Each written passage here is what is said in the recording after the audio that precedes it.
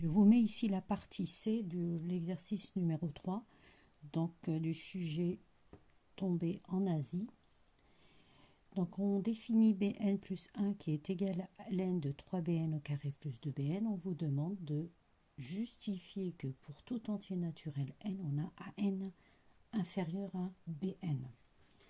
Donc vous pouvez ici remarquer que notre fonction, plutôt notre suite An, est croissante. On avait démontré que An était compris entre 2 et alpha. Dans cette partie, on nous dit que Bn est strictement décroissante et elle converge vers alpha et que son premier terme est égal à 10. Donc si elle converge vers alpha, elle est décroissante. On peut en déduire que Bn, donc elle décroît et elle sera donc elle décroît, elle converge vers alpha et son premier terme est de 10. Donc on peut l'encadrer, elle sera bornée entre alpha et 10. Donc rien de plus simple. Si vous regardez ici, on peut écrire que Bn,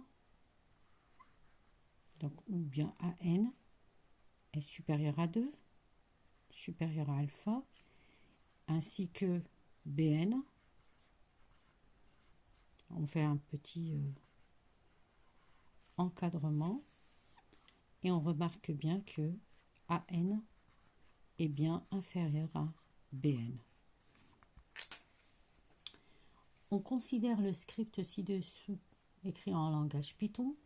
Donc on a from math import, définir algo p, la première valeur prise par a égale à 2, la première valeur prise par la suite b égale 10, donc à 0, on reconnaît a 0, b0. On commence à partir de n égale 0, while b moins a supérieur à 10 puissance moins p, donc l'algorithme continue de fonctionner. Donc a prend la valeur log 3a au carré plus 2a, b prend la valeur log 3b à la puissance 2 plus 2b. Donc c'est les valeurs prises par les suites a et b respectives. Et n prend la valeur n plus 1 et retourne na. Donc ici, on nous dit que, on rappelle qu'en langage Python, la commande logc renvoie la valeur de ln de c, la commande à la puissance a plutôt 2 renvoie la valeur a2.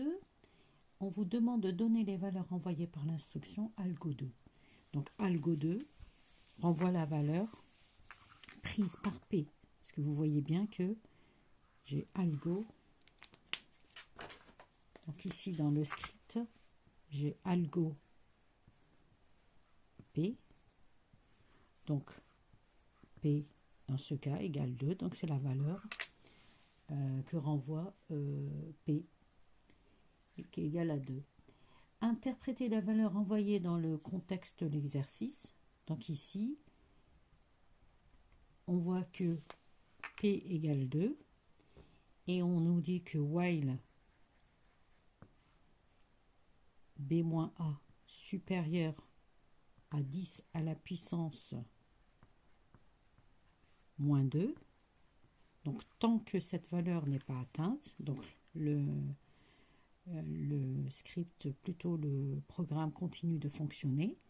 Donc là, le script va nous calculer la valeur de n pour laquelle la différence entre les deux termes de la suite B et la suite A sera inférieure à 10 à la puissance moins 2 de l'ordre du centième, 0,01, tout simplement. Donc je vous mets une vidéo sur l'exercice suivant, centre étranger. À chaque fois je me trompe, je me dis c'est l'Asie, non, c'est le centre étranger. Donc je vous mets une vidéo exo 4. Donc on a un graphe de 3 courbes vous demande de